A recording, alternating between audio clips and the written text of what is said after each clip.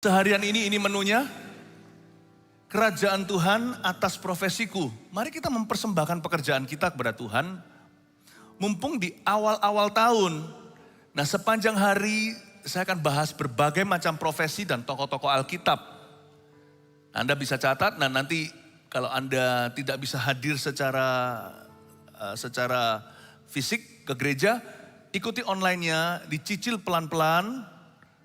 Jangan kelewatan satu pun karena masing-masing pasti relevan dalam kehidupan Anda. Ya, Naomi, Nehemia, Nuh, Daniel, dan Paulus. Kita mulai dengan Naomi dulu, yaitu ibu rumah tangga yang menginspirasi menantunya. Mari kita buka sama-sama Rut pasal yang ke-1. Tuhan itu hebat dalam pemakaiannya atas kehidupan orang biasa. Tuhan itu bisa memakai orang yang biasa. Jangan pernah kita itu merasa, aku ini loh siapa? Loh, justru itulah hebatnya Tuhan.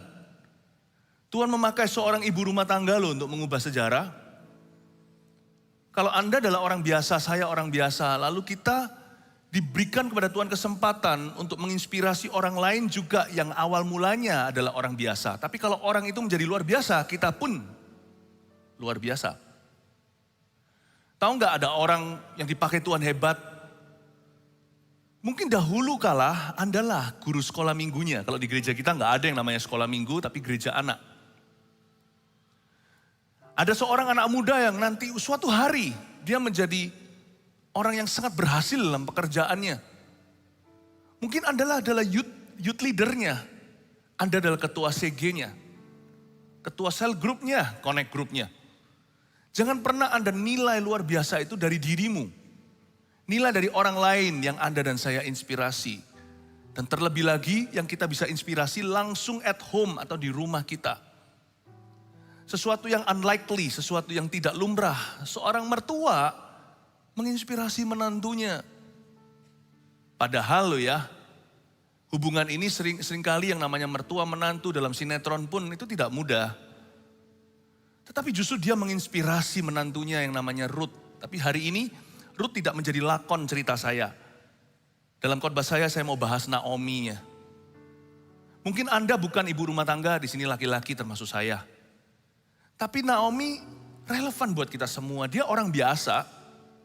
Profesinya pun ibu rumah tangga. Sebenarnya ibu rumah tangga itu profesi yang luar biasa, lo tahu nggak? Dia adalah full time job yang tidak bisa dibayar. Saking terlalu mahal. Ibu rumah tangga adalah sebuah profesi juga. Sebelum nanti saya beranjak ke profesi lain sepanjang hari ini termasuk F&B, food and beverage, Nehemia. Termasuk nanti profesi-profesi yang lainnya. Termasuk gubernur seperti Daniel. Tapi izinkan saya membahas yang paling sederhana dulu di ibadah yang ke-1. Bahwa orang yang biasa kalau dia menyerahkan diri pada Tuhan. Orang itu akan dipakai sebagai sumber inspirasi. Mari kita semuanya gede rasa. Tuhan, aku tahu aku bukan orang siapa-siapa. Aku ini loh bukan apa-apa. Tapi kalau aku menyerahkan hidupku kepadamu, sesuatu akan terjadi dalam kehidupanku dan kehidupan orang lain di sekelilingku. Dimulai dari rumah tanggaku. Aku percaya akan ada orang-orang yang dapatkan pengaruh Kristus melalui diriku. Mari kita sama-sama gede rasa dulu. Mari kita sama-sama klaim tahun ini menjadi tahun pemakaian Allah. Satu hal yang kita harus mimpikan. Menjadi penglihatan kita semua adalah pemakaian Tuhan. Tuhan pakailah aku. Mumpung masih Januari nih, besok kita waktu Breakfast with God juga, mari kita datang sujud ke kaki Tuhan dan berkata, Lord use me. Please use me. Jangan sia-siakan tahun ini lagi kalau tahun lalu udah sia-sia. Tahun ini jadikan tahun di mana akhirnya Anda dipakai oleh Allah. Tapi pemakaian Tuhan tidak harus di atas mimbar. Tidak harus kelihatan kasat mata. Naomi contohnya, kita baca ceritanya. Ruth dan Naomi, pasal 1 ayat pertama. Pada zaman para hakim memerintah ada kelaparan di tanah Israel. Lalu pergilah seorang dari Bethlehem Yehuda beserta istrinya dan kedua anaknya laki-laki ke daerah Moab untuk menetap di sana sebagai orang asing. Maksudnya, ini suami Naomi. Nama orang itu ialah Elimelek. Nama istrinya Naomi dan nama kedua anaknya Mahlon dan Kilion. Semuanya orang-orang Efrata dari Bethlehem Yehuda. Dan setelah sampai ke daerah Moab, diamlah mereka di sana. Berhenti sebentar. Di sini diceritakan latar belakang Naomi. Naomi punya suami namanya Elimelek. Kata Elimelek artinya Tuhan adalah raja. Tapi Elimelek berbuat yang sebaliknya. Dia menaruh hidupnya di tangannya sendiri. Dia tidak tanya kehendak Tuhan. Dia pergi meninggalkan jalan-jalan Tuhan. Elimelek ini meninggalkan Bethlehem Yehuda. Bethlehem itu kota, Yehuda itu provinsinya.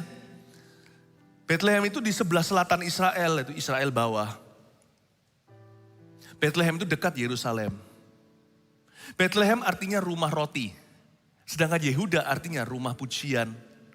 Elimelek ini seorang yang harusnya berstatuskan Tuhan adalah raja atas hidupnya. Orang ini anggaplah orang Kristen zaman ini, tapi ternyata KTP-an. Susah mengikuti seorang suami yang murtad.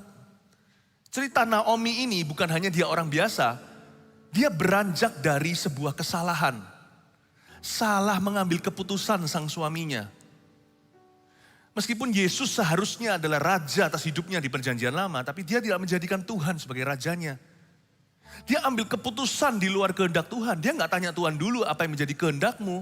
Seperti Lot, dia melihat situ permai, dia pergi ke situ. Padahal di situ Sodom dan Gomora. Pergilah dia ke tanah Moab. Orang ini ceritanya, kalau hari ini saya coba tafsirkan, orang Kristen ketika susah meninggalkan persekutuan saudara seiman. Dia meninggalkan rumah roti, dia meninggalkan gereja. Udahlah gak gereja-gerejaan, susah hidupku. Loh, bukannya malah butuh Tuhan.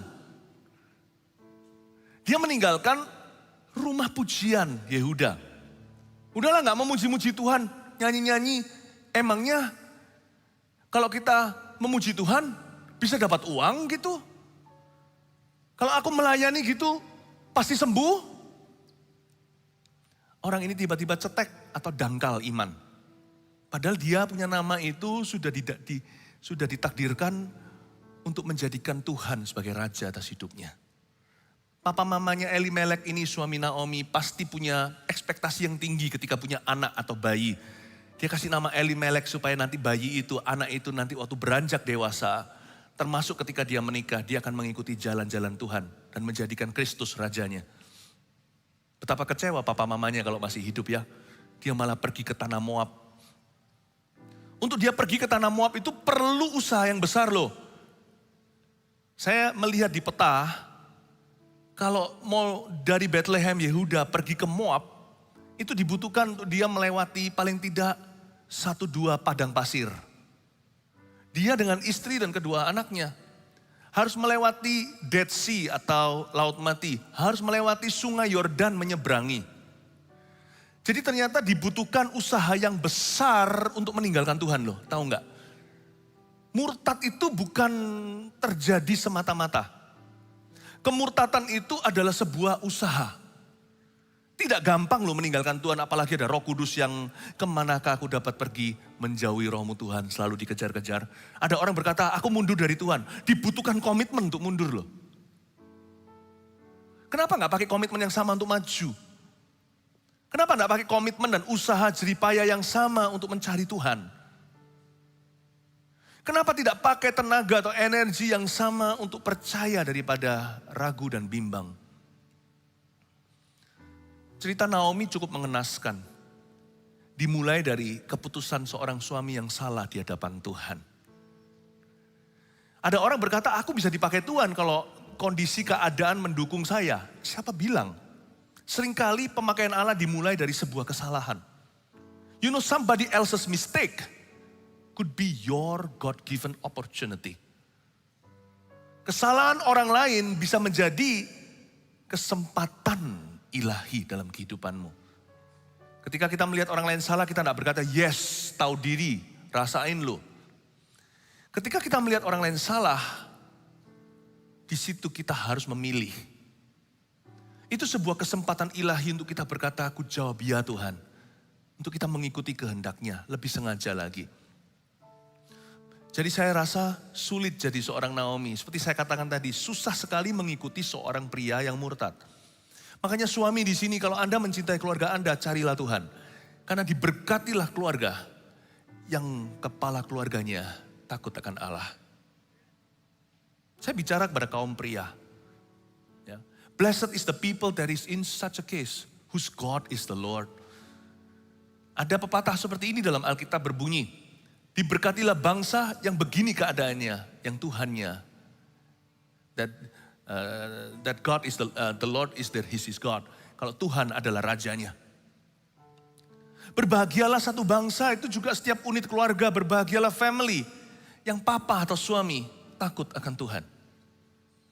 Makanya itu besok di Breakfast with God, ekspektasi saya sebagai gembala Anda, termasuk merasuli seluruh gereja-gereja kita yang sekarang menyaksikan ini, ekspektasi saya sekalipun mata jasmani saya terbatas adalah mata rohaniku ingin melihat para laki-laki yang paling early datang besok pagi.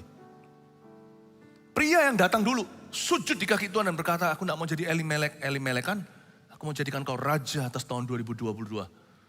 Aku mau jadikan Tuhan sebagai segala-galanya dalam kehidupanku. After all, gereja ini juga dipimpin oleh seorang pria. Saya seorang laki-laki, saya kepala keluarga. Saya harus bisa pimpin keluarga saya dulu sebelum pimpin gereja. Besok saya akan menjadi orang yang pertama bangun di keluargaku. Cari Tuhan dulu sebelum saya saat teduh bersama dengan Anda besok pagi di Breakfast with God ini. I will come early tomorrow. Untuk datang ke tempat ini. Saya bersyukur untuk setiap pria-pria yang takut akan Tuhan di gereja kita. Sudah waktunya jemaat kita yang bangkit itu laki-laki duluan. Kasihan loh kalau enggak istri dan anak-anak kita. Dan kalau Anda masih bujangan, kasihan teman-teman Anda. Kasihan kaum hawa atau kaum wanita di dunia. Kalau cowok-cowoknya gitu-gitu semua di sekolah. Gak ada satupun yang ambil tongkat pemerintahan Allah dan berkata, aku mau hidup benar dulu. Aku mau jadi teladan. Laki harus memimpin. Tapi Naomi, sekalipun pada akhirnya sang suami juga tidak kunjung-kunjung waras. Sampai meninggal dunia, meninggalkan Naomi menjadi seorang janda. Tetap Naomi punya pilihan. Listen. Kalau laki-laki gak mau dipakai Tuhan, Tuhan kasih ke 7 perempuan. Tuhan akan buktikan bahwa dia bisa. Tuhan akan bangkitkan Deborah. Tuhan akan bangkitkan Naomi. Tuhan bangkitkan Ruth. Tuhan bangkitkan Esther. Seorang pria tidak mau take the lead, tidak mau mengambil tongkat kepemimpinan, Tuhan akan pakai seorang perempuan. Bahkan seperti pujian Naomi kepada Ruth nantinya. Kamu lebih baik daripada 7 sons. 1 Ruth lebih baik daripada 7 laki-laki. Anda akan melihat wanita-wanita dipakai Tuhan. Tapi kenapa sih terdahulu harus menjadi terkemudian? Kenapa sih enggak yang terkemudian jadi terdahulu, yang terdahulu tetap jadi terdahulu? Kerajaan Allah cukup besar kok untuk laki-laki dan perempuan sama-sama bangkit, katakan amin. Kenapa sih harus ada satu yang mundur supaya yang lain maju? Kenapa nggak bisa maju bersama-sama gitu? Kenapa yang terdahulu tidak tetap menjadi terdahulu?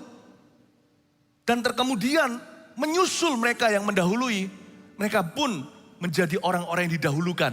Paham maksud saya? Kenapa harus masuk dalam kutuk ini? Terdahulu menjadi yang terkemudian menjadi terdahulu. Kenapa harus 50-50? Harus ada yang di-bless atau diberkati, harus ada yang di-curse atau dikutuki. Kenapa nggak bisa dua-dua diberkati? Saya berdoa di awal tahun ini di bulan Januari kita ngambil sepakat sama-sama. Laki-laki perempuan jemaat di gereja kita. Semuanya bangkit dalam pemakaian Allah. Kasih tepuk tangan untuk Tuhan. Tapi Naomi juga menceritakan sesuatu kepada kita betapa orang biasa terjepit masalah juga bisa dipakai oleh Tuhan. Mari kita lihat ayat 3. Kemudian matilah Elimelek, suami Naomi. Sehingga perempuan itu tertinggal dengan kedua anaknya. Kasihan ya. Belum sebatang kara, masih ada dua batang lagi. Yaitu kedua anaknya.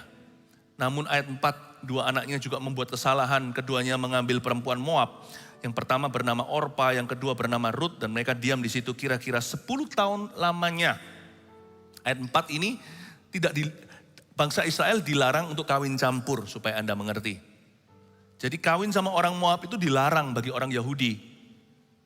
Hari ini sama anak-anak Tuhan. Kalau Anda cari pasangan hidup, Jangan cari yang non-Kristen. Kristen aja beda-beda loh kualitasnya. Minta sama Tuhan pasangan hidup yang sepadan. Untuk alasan praktis, bukan alasan rohani. Bagaimana mendidik anak nanti. Keputusan hidup nanti akan jomplang. Tapi meskipun demikian, kita tahu Tuhan menebus kesalahan ini karena ada pertobatan Naomi. Nanti Naomi bertobat sih. Ruth ikut-ikutan. Pertobatan Naomi menginspirasi menantunya. Di mana ada pertobatan, Tuhan bisa menjadikan tanah liat yang sama hancur-hancuran berubah menjadi bejana yang lain. Singkat cerita, orang Moab pun sebuah kesalahan bisa ditebus Tuhan dan dipakainya. Ruth dipakai oleh Tuhan. Jangan lupa, Ruth tentunya Naomi juga adalah nenek moyangnya Tuhan Yesus. Mak cocohnya Raja Daud. 10 tahun itu tragedi. Ayat 4 tadi. Saya sebut these were 10 tragic years. Tahun-tahun yang tragis. Gak ada enaknya. Kenapa? Karena sudah sisa 2 batang saja, yaitu 2 anak yang ditinggalkan dalam pernikahan yang telah menjadi janda. Naomi punya putra Malyon dan Kilion. Dua-dua menikahi bangsa Moab. Dan 10 tahun itu 10 tahun yang susah. Jangan jauh dari Tuhan lah. Sekali lagi mumpung masih Januari, belum berdarah-darah. Saya janji bahwa tahun ini akan penuh masalah. Bukan hanya mimpi penglihatan saja. Saya gak janji sama Anda, saya janji sama diri sendiri. Tapi saya gak mau berdarah-darah karena ketidaktaatan. Apalagi kemurtatan. Sebab kalau saya berdarah-darah dalam ketaatan meskipun dirudung masalah, itu semua adalah darah anak domba Allah. Tapi kalau saya berdarah-darah karena ketidaktaatan, itu adalah hukuman Allah. Saya gak mau dihukum oleh Tuhan. Siapa mau dihukum sama Tuhan di sini? Saya mau tahun ini benar sama Kristus. Menginjakkan tahun yang baru ini, di bulan Januari, saya langsung mencium kaki Yesus. Makanya saya mau adakan breakfast with God besok dengan Anda. Karena saya tidak mau 10 tahun tragisnya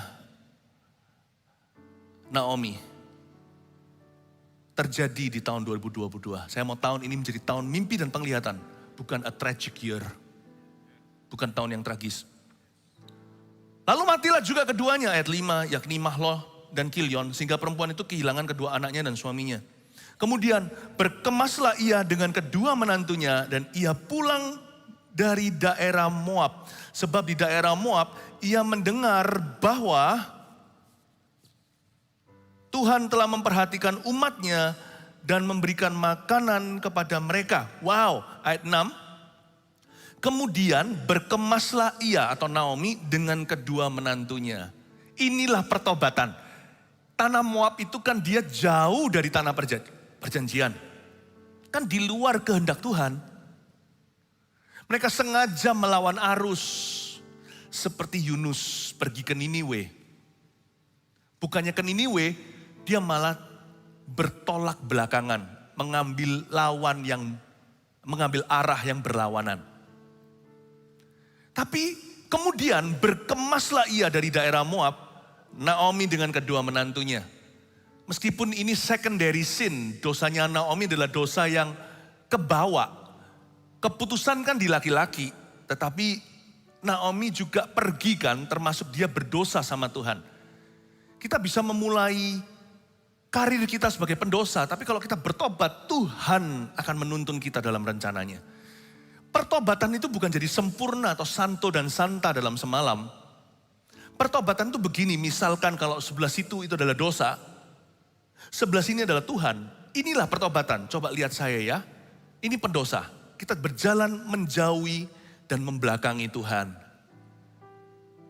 Ketika kita sadar, jikalau hari ini engkau mendengar suara Tuhan, jangan keraskan hatimu. Tuhan mengetuk pintu, ketika kita sadar, entah kita masih jauh dari neraka atau sudah dekat. Pokoknya, kalau kita menyadari kesalahan kita, segeralah berbalik. Itulah pertobatan. Pertobatan itu artinya berkemas dan berbalik arah. Waktu Anda berbalik ke arah Tuhan, bukan berarti Anda langsung dekat sama Tuhan. Masih ada jalan yang harus ditempuh, tapi arahmu sudah benar. Paham maksud saya? Karena itu orang kalau bertobat di kilometer awal, bersyukurlah. belum terlalu berdarah-darah. Tapi kalau orang bertobat last minutean, sudah berada di kilometer akhir, tetap bersyukurlah masih dapat kesempatan. Yang penting, jangan berpikir, aduh aku sudah jauh, jauh pun tempuh. Jangan berkata, aduh aku sudah parah, parah pun berbalik kembali. Lebih baik gak selingkuh daripada selingkuh. Atau lebih baik selingkuh 1 kali daripada 2 kali. Atau lebih baik selingkuh sama 1 orang daripada sama 2 orang. Atau lebih baik selingkuh tapi bisa berhenti tanpa punya keturunan dengan perselingkuhan daripada sudah punya anak. Atau lebih baik bertobat dari perselingkuhan sekalipun sudah punya anak dan kembali kepada istri yang sah. Hidup itu anaknya tapi berhenti selingkuh dengan mamanya. Daripada Anda tidak kembali sama sekali ke istrimu. Paham maksud saya? Tergantung kilometer mana Anda berkemas. Kilometer A, kilometer B, kilometer C, kilometer D, atau kilometer Z sekaligus. Pokoknya bertobat itu artinya berkemas dan berbalik arah. Oke, sekarang yang dia lihat adalah Bethlehem. Perjalanan masih jauh, mungkin dia naik travel ke situ. Misalkan kalau Anda mau pergi ke Jakarta, dari Jakarta atau dari Surabaya ke Medan, naik travel, naik bus cepat, lewat selat lagi, naik ferry. Tapi paling tidak kan Anda ke arah Medan, rute berkemas, dan itu jauh, berarti dia melewati padang pasir, padang belantara, dia harus menyeberang sungai Yordan dulu, harus papasan dengan Dead Sea atau Laut Mati, sebelum sampai ke Bethlehem, dia harus melalui berbagai macam kota dan rintangan. Pokoknya, apapun rintangannya Tuhan, aku tahu aku mau kembali kepada kehendak-Mu. Itu artinya bertobat. Bertobat itu bukan berarti, aku terima Yesus, langsung jadi sempurna. Semua hutangku dihapus, hutang dosa, hutang uang kembalikan, hai Sakeus. 4 kali lipat kalau perlu dengan orang-orang yang kau peras. Tempuh, whatever it is tahun ini, apapun juga yang membuatmu jauh tahun lalu, tempuh, deketi Yesus. Apapun harganya, kok saya percaya ya, Anda jalan selangkah, Tuhan jalan 10 langkah menjemput Anda. Nanti gak sampai sana Anda sudah digendong Tuhan. Tahu gak cerita tentang perahu itu? Rasul-rasul semalaman mendayungnya tidak sampai ke tujuan. Karena angin taufan, angin sakal. Tapi ketika mereka melihat Yesus berjalan di atas air, lalu tak lama kemudian Yesus masuk ke perahu mereka. Anda baca di kitab Injil, seketika itu juga mereka sampai tujuan. Bertobat itu ajaibnya dari sisi Tuhan. Dari sisi Anda itu natural. Dari sisi Tuhan, nanti lihat ya. Anda melihat, aduh jauh, bagaimana aku bisa memperbaiki kesalahanku. Aku di sini, kau di situ. Anda jalan aja. Nanti Tuhan jalan 10 langkah tiap langkahmu. Tiba-tiba Anda ketemu Tuhan di 3/4 jalan. Tuhan gendong Anda cepat ke sana. Itulah ajaibnya bertobat. Breakfast with God tomorrow morning, besok pagi juga adalah suatu kesempatan untuk kita itu pemberesan dengan Tuhan yang gak beres. Datang sebelum kita pergi kerja besok, kenapa hari Senin? Datang waktu di aktivitas kita dimulai minggu ini. Kita mau datang dan menghampiri Tuhan dan berkata, Lord, make me right with you. Make me right with you. Dalam pekerjaanku, dosa-dosa yang kulakukan dalam bisnisku, aku serahkan ke kaki-Mu Tuhan. Tuntun aku tahun ini, aku gak mau jauh. Oh haleluya. Berkemaslah. Saya ulang lagi ayat 6, saya baca ya. Kemudian berkemaslah ia dengan kedua menantunya dan ia pulang dari daerah Moab. Sebab, baca ini. Sebab di daerah Moab ia mendengar bahwa Tuhan telah memperhatikan umatnya dan memberikan makanan kepada mereka. Jadi pasti ada seseorang yang bersaksi kepada Naomi. Sehingga dia mendengar bahwa di daerah Moab Tuhan telah memperhatikan umatnya dan memberi makan kepada mereka. Pasti ada seseorang yang bersaksi sama Naomi. 2 sisi. Satu sisi, kita yang mengalami kebaikan Tuhan mesti bersaksi. Nggak boleh enggak? Karena kesaksian itu perlu bagi orang lain yang masih bergumul dalam hal yang sama dengan kita. Karena oleh darah anak domba dan oleh kesaksian kita, iblis dikalahkan. Tapi Ini juga mengingatkan pada kita. Kita yang dengar kesaksian orang harus gede rasa. Kalau lain ditolong, saya juga.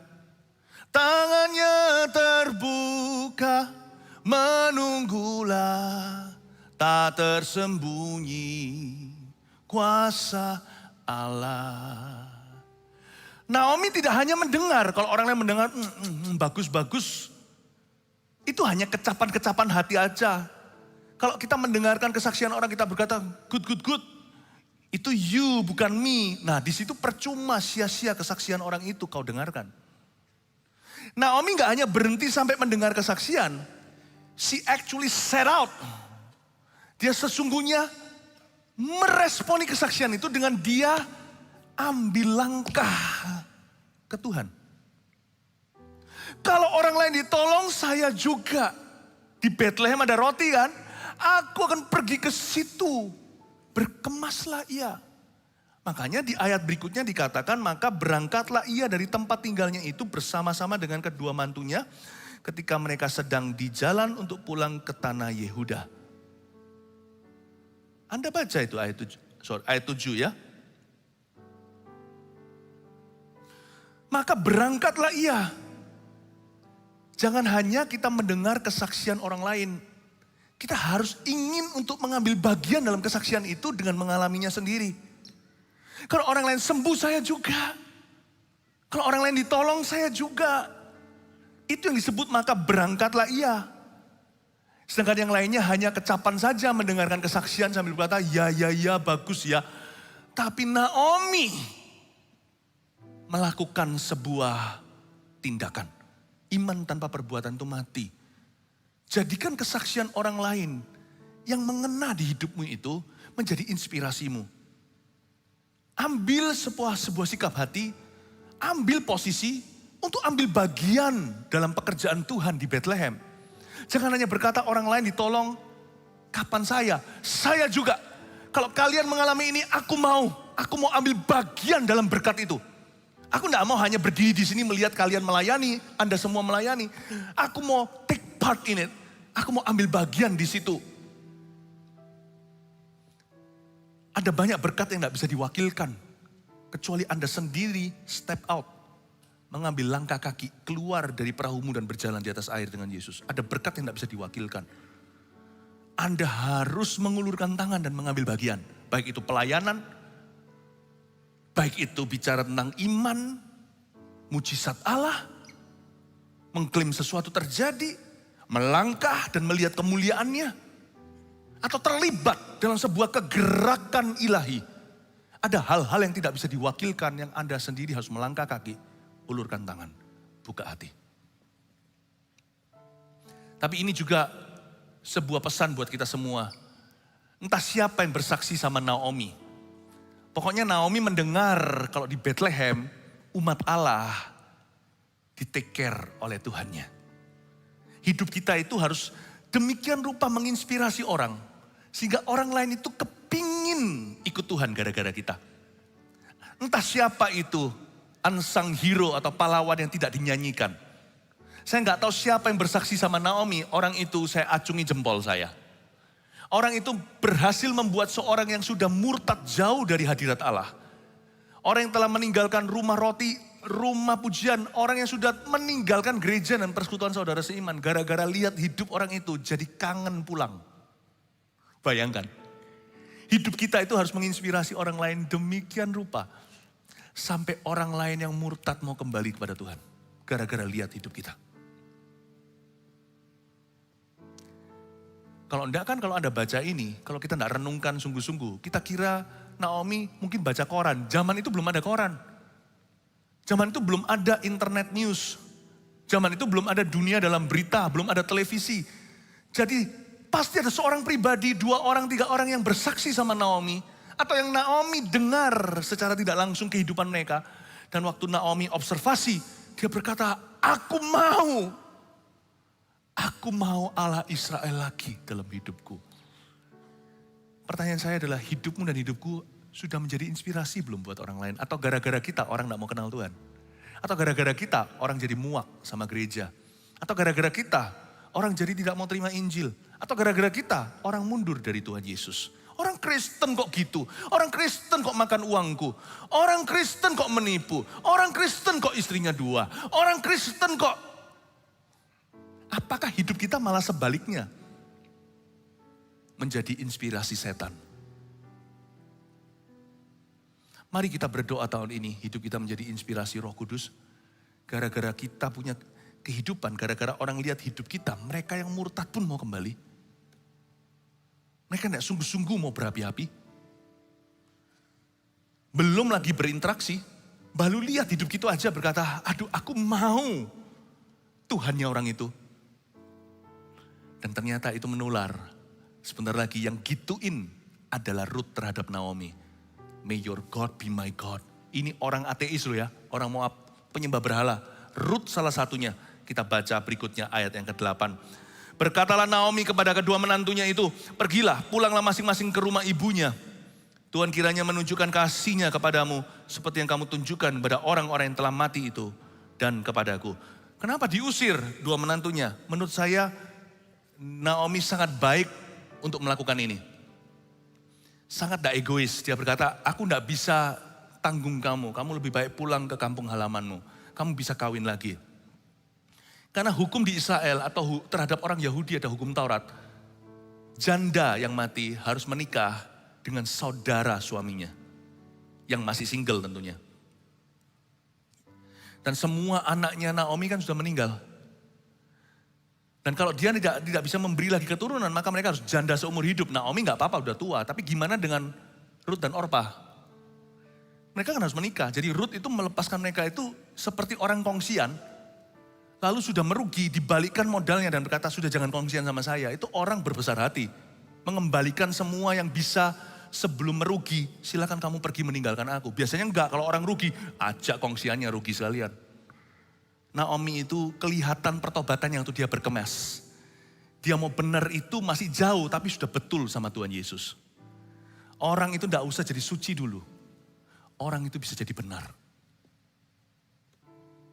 Mungkin masih melekat sebuah dosa masa lalu. Asal kalau hari ini sikapmu itu betul. Tuhan akan memandang itu. Gara-gara memandang perkara-perkara demikian. Anda lihat perkara besar yang Allah akan taruh pada diri Naomi. Ya, bahkan kalau perlu kitab ini bukan namanya Ruth. Kitab ini namanya Naomi. Naomi ini luar biasa. Kita baca lagi ke berikutnya. Ayat yang ke berapa tadi? 9. Kiranya atas kasih karunia Tuhan, kamu mendapat tempat perlindungan. Masing-masing di rumah suaminya. Ini perkataan Naomi sama Ruth, sama Orpah. Kiranya atas karunia Tuhan ya, by the grace of God, kamu mendapat tempat perlindungan. Masing-masing di rumah suaminya. Sedikit intermezzo saya berikan sebuah pesan tambahan. Dari sini saya bisa mengambil sebuah kesimpulan apa itu pernikahan. Bagi orang-orang muda yang belum kawin dan orang-orang yang sudah menikah, sama-sama ini pewahyuan. Kiranya atas karunia Tuhan, pernikahan itu harus ada karunia Tuhan atasnya. Karena itu jangan berhubungan seks sebelum diberkati oleh Tuhan Yesus di gereja. Kiranya atas karunia Tuhan kamu mendapat tempat perlindungan masing-masing di rumah suaminya. Ternyata marriage is a place of rest dalam bahasa Inggrisnya. Biarkan kamu mendapatkan rest dalam pernikahanmu berikutnya dengan suamimu. May you find rest. Rest in peace itu, rip itu artinya mati.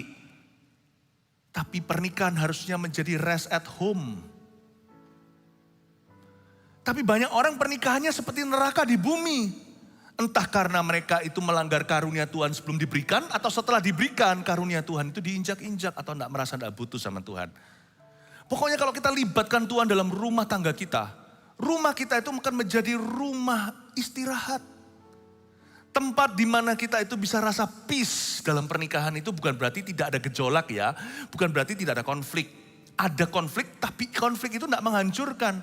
Konflik malah justru mempererat dua hubungan. Hubungan dua orang maksud saya.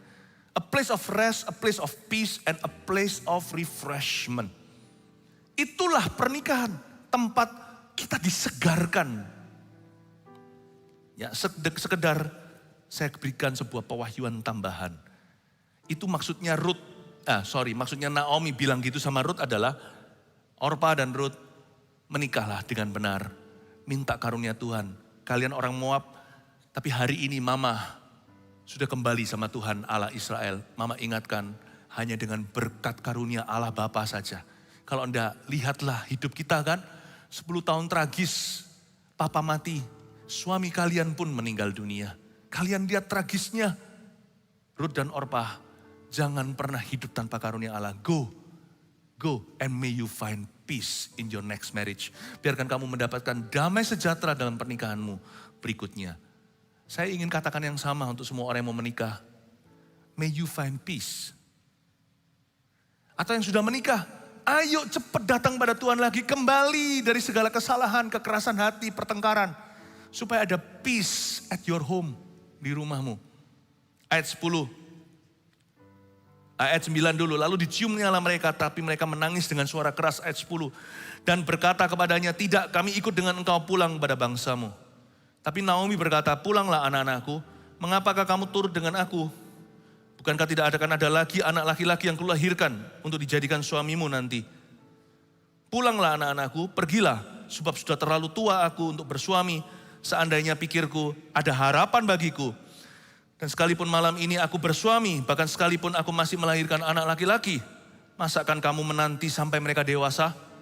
Masakan karena itu kamu harus menahan diri dan tidak bersuami? Janganlah kiranya demikian anak-anakku. Bukankah jauh lebih pahit yang akan aku alami daripada kamu? Sebab tangan Tuhan teracung terhadap aku. Ayat 13, kalimat terakhir, sebab tangan Tuhan telah teracung padaku, itu bukanlah kata hujatan atau Naomi menuduh Tuhan. Bukan. Itu keluar dari guilty conscience atau hati nuraninya yang merasa bersalah. Sekalipun dia sudah bertobat. Tapi kan dia masih dalam perjalanan yang dia tempuh. Dari waktu ke waktu tuh setan masih menuduh. Yang Naomi tidak tahu adalah Tuhan merancangkan keajaiban. Sebentar lagi akan ada Boaz. Lalu kemudian ada Daud dan Yesus. Tahukah, sekalipun conscience atau nurani kita menuduh, jangan tuduh Tuhan. Tapi ini bukan kata-kata tuduhan. Karena dia berkata, tangan Tuhan teracung terhadap aku. Dia tidak berani menuduh Tuhannya. Dia hanya sebut tangannya. Sedangkan sekarang banyak orang Kristen yang lancang. Aku kecewa sama Tuhan. Itu ya, kata-kata gitu tuh layak ditampar sama malaikat.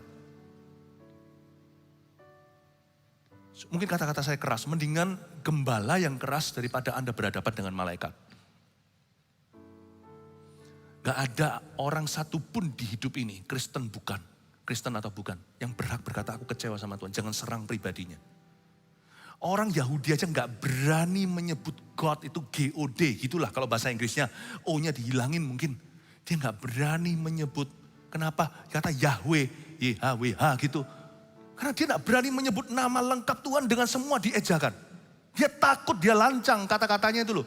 Dia takut kalau mulutnya itu seperti Yesaya katakan, aku berbibir najis.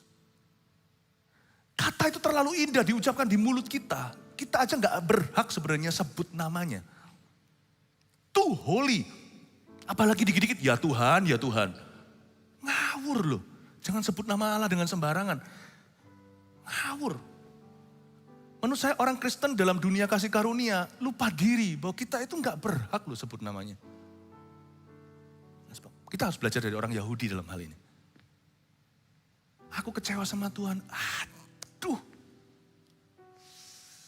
Itu kalau bukan Tuhan yang selalu pasang badan, itu sudah ditampar sama malaikat. Anda akan menghadapi pas pampresnya. Mengerikan menurut saya orang-orang Kristen berani sekali. Kita kalau nyebut nama Tuhan itu juga harus tersungkur. Saya nggak mau kita berdebat soal nama Tuhan, sekarang itu banyak perdebatan, ampun deh. Kengangguran, terlalu nganggur untuk berdebat yang gituan. Yesus is Yesus to me. Dia adalah Allahku, ya sudah. Itulah sebutannya, He is God. God itu kan universal, kan umum sekali sebutan. Tapi dialah itu bagiku, dialah rajaku. He is Jesus to me. Tapi bahkan kalau kita nyanyi-nyanyi pun sebut Yesus, Yesus gitu aja. Sama Pak Sam aja kita sebut Pak Sam, mana kita sebut Sam. Kita berkali-kali menyebut Yesus, Yesus. Saya gak berani loh.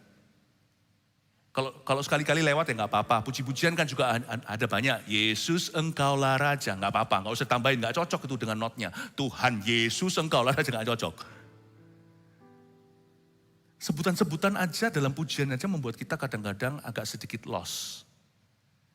Hati kita tidak boleh lancang sama Tuhan. Kita harus ingat ya, mulut kita itu selamanya ancang dalam bahasa Chinese-nya. Selamanya itu kotor. Kita sudah pakai itu berbohong, berdusta. Saya kalau sebut Yesus saja kadang-kadang, kalau saya sadar dan ingat, saya sebut Tuhan Yesus. Tuhan Yesus.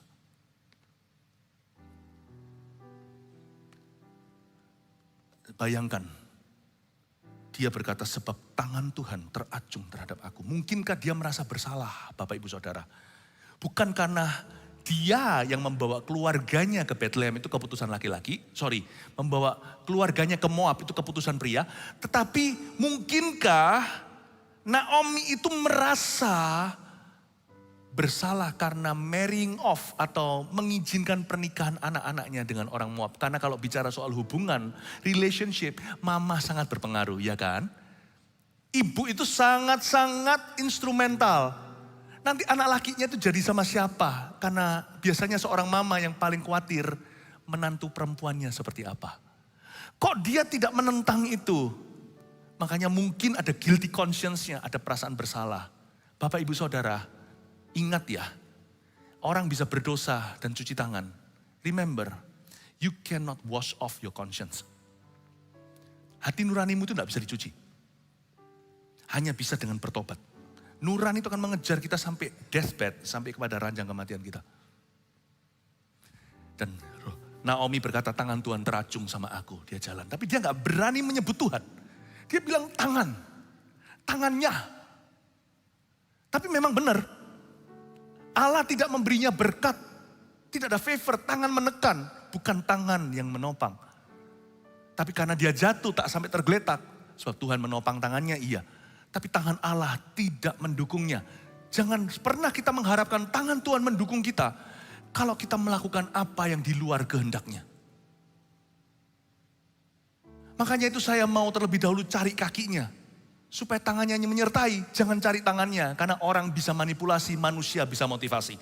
Breakfast with God tomorrow morning, besok pagi. Saya mau datang mencium kakinya dulu. Karena saya tidak mau tahun ini, tahun 2022, tangan Allah teracung melawan aku. Saya tidak mau tangan Tuhan teracung melawan gereja ini. Jangan Anda kaget ya, jangan terkejut. Tangan Tuhan juga bisa teracung terhadap gereja loh, kalau nggak benar. Jikalau ada domba dan kambing, juga ada gembala yang pandir. Juga ada gereja yang pandir. We don't want this church. Kita tidak mau gereja ini untuk berlawanan.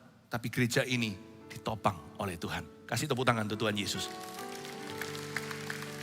Hati-hati ya mulai hari ini ya. Saya sedikit kasih tambahan peringatan. Never say aku kecewa sama Tuhan. Kalau kita mau mengatakan itu ngaca dulu. Ngomong sama diri sendiri begini. Sama diri sendiri nih. Lu kira lu siapa bisa kecewa sama Tuhan? Neraka aja belum lunas kok dibayar tiket keluarnya. Itu semua kan cuma-cuma Tuhan berikan. Dalam kitab kehidupan nama kita tertulis begitu saja. Mau bayar? Mau hitung-hitungan sama Tuhan? Siap. Pakaian di tubuhmu itu harus kau tanggalkan. Besok jangan makan. Semua oksigen itu mahal, coba beli tabungnya. Tuhan kasih cuma-cuma, mau hitung sama Tuhan. Dari mana kecewanya? Menurut saya lebih tepatnya Tuhan kecewa sama Anda dan saya. Hati-hati. Paling-paling pol kita hanya bisa mengakui bahwa tangan Tuhan tidak mendukung aku karena memang aku salah. Jangan pernah berkata aku kecewa sama Tuhannya. Tangan Tuhan memang tidak mendukung aku karena aku salah di tahun 2021. Tapi tangan Tuhan akan mendukung saya tahun ini. Kenapa? Sekalipun saya masih jauh, tapi aku berbalik arah. Aku berkemas, aku berangkat ke arah Bethlehem. Di mana ada roti, di situ ada pujian, Tuhan menopang. Aku tidak akan jatuh tergeletak. Amin. Terakhir kita membaca beberapa ayat. Ayat 14, menangis pula lah mereka dengan suara keras, lalu Orpa mencium mertuanya itu minta diri, tapi Rut tetap berpaut padanya. Orpa ini kasihan, seringkali dijelek-jelekkan, padahal gak apa-apa sih, itu hak-haknya dia. Dia menangis dengan suara keras itu bukan pura-pura, sekalipun dia cium, dia pergi, dia meninggalkan, itu adalah hak pribadi. Dari sini saya bisa melihat Rut itu dan Orpa sangat cinta dengan Naomi, mama mertuanya. Karena mama mertuanya sangat cinta sama mereka. Ayat 15, berkatalah Naomi, telah pulang iparmu kepada bangsamu dan kepada para allahnya. Pulanglah mengikuti iparmu itu. Sekarang giliran Rut. Tapi kata Rut, jangan desak aku meninggalkan engkau. Dan pulang dengan tidak mengikuti engkau. Sebab kemana engkau pergi, ke situ jugalah aku pergi. Dan di mana engkau bermalam, di situ jugalah aku bermalam. Bangsamu adalah bangsaku dan Allahmu lah Allahku. Di mana engkau mati, aku pun mati di sana. Dan di sanalah aku dikuburkan. Beginilah kiranya Tuhan menghukum aku. Bahkan lebih lagi daripada itu, jikalau sesuatu apapun memisahkan aku dari engkau selain daripada maut. Wow, inilah sentence kalimat pertobatan Rut. Di ayat 17 dia menyebut nama Tuhan Israel untuk pertama kalinya.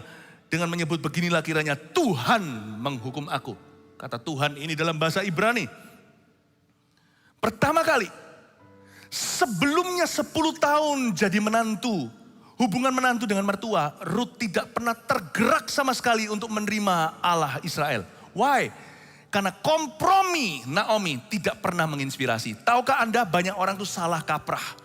Dikira dengan dia kompromi menjadi serupa dengan orang berdosa untuk membawa orang berdosa kepada Tuhan. Salah, mereka tidak akan terinspirasi denganmu. Berapa banyak orang berkata, loh aku kan harus sama teman-temanku gaul nih. Ya gaul sih gaul, kita gak usah jadi orang yang aneh. Pakai jubah begitu kemana-mana dan haleluya, hosana, gak usah. Tapi berapa banyak orang itu terlalu menjadi serupa dengan dunia untuk memenangkan dunia. Itu alasan saja mereka memangnya mau jadi duniawi. Memang jadi duniawi tapi pakai nama Tuhan.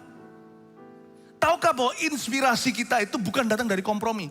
Ketika Anda hidup dalam sebuah kondisi yang kompromikan iman, Anda tidak akan bisa bawa siapa-siapa pada Tuhan. Buktinya Naomi 10 tahun tidak menggerakkan hati. Ruth sama sekali not moved, tidak tergerak. Tapi ketika Naomi dalam masa susahnya mencari Tuhan, berkemas, berangkat dan kembali. Naomi menunjukkan buah pertobatan pertama dengan tidak egois lagi dan berkata, aku akan mengutamakan Tuhan di atas segalanya. Aku akan mengutamakan orang di atas barang, uang, di atas dasar kepentingan pribadiku. Pulanglah anak-anakku, di situ mereka mulai merasa, Mama, kok berubah jadi orang, berubah jadi mulia. Mungkin dulu Naomi hanya menuntut saja. Tapi sekarang berubah menjadi orang yang mengalah demi kepentingan orang lain. Bisa mikirkan masa depan orang, padahal dia sendiri susah bisa mikirkan orang lain. Ini Ruth dan Orpa tentunya melihat perubahan pada diri seseorang yang mereka sebut ibu. Ketika mereka tergerak, itu membuat mereka tergerak. Dan waktu Ruth berkata, aku akan pulang. Aku mengambil keputusan untuk menaruh nasibku ke tangan Allahku lagi. Aku taruh yang namanya masa depanku yang tidak menentu, yang kelihatannya sangat-sangat suram ini ke dalam tangannya Allah Israel yang telah aku dan suamiku serta anak-anakku tinggalkan. Waktu mereka melihat itu, Ruth tergerak hatinya. Waktu giliran Ruth yang diminta untuk pulang, Ruth berkata, no, I want your God. Wow, ini seruan Ruth. Allahmu itu, Allahku, artinya aku mau Allahmu itu. Bahkan dia pakai nama Tuhan, dia berkata biarlah Tuhan menghukum aku kalau aku meninggalkanmu. Seolah-olah dia sudah kenal kalau pakai nama Tuhan. Karena kalau dia berkata Tuhan pakai bahasa ini, berani ini, berarti dia sudah menjadi umat pilihan. Ruth berkata I want your God. Dan dia berkata di masa-masamu susah tetap bergantung dengan Tuhan. Yang kayak gitu loh Mama, aku mau iman yang demikian. Your faith, my faith. Dari sini saya tahu, seorang ibu rumah tangga biasa telah menginspirasi seorang wanita biasa yang nanti akan jadi istrinya konglomerat namanya Boaz. Yang nanti akan menjadi kongconya Raja Daud, yang menjadi nenek moyangnya Tuhan Yesus. Sebuah profesi yang susah ibu rumah tangga tidak dihargai, tidak dibayar pula. Terjepit, terhimpit dengan kesalahan suami, susah ikut suami yang murtad. Beranjak dari sebuah kesalahan jauh dari Bethlehem dan Yehuda. Dia menyerahkan role-nya sebagai perempuan. Sekarang sudah harus menjadi kepala keluarga. Karena dia menjadi janda. serahkan ke Tuhan. Dan Tuhan menjadikannya silsilah Yesus Kristus. Coba bayangkan. Tuhan bisa pakai segala macam profesi. Dan saya hari ini akan membahas semua karir yang berbeda. Setiap kerjaan ini, bagaimana Tuhan bisa menggunakannya dan memakainya untuk kerajaan Allah. Dimulai dari seorang ibu rumah tangga yang menginspirasi menantunya yang berkata, I want that faith. Aku mau iman seperti itu. Saya berdoa di dalam nama Yesus. Saya mau tanya dulu di sini. Yang hadir di sini aja termasuk mereka yang sekarang menyaksikannya lewat layar screen di depan. Kalau Anda adalah ibu rumah tangga, itulah full time jobmu. Bisakah engkau mengangkat tanganmu? Ibu rumah tangga, wow, haleluya, kasih tepuk tangan untuk mereka. Puji Tuhan. Boleh dengan hormat saya minta ibu rumah tangga berdiri di tempat saya doakan dulu. Supaya, ya berdiri aja yang ibu rumah tangga.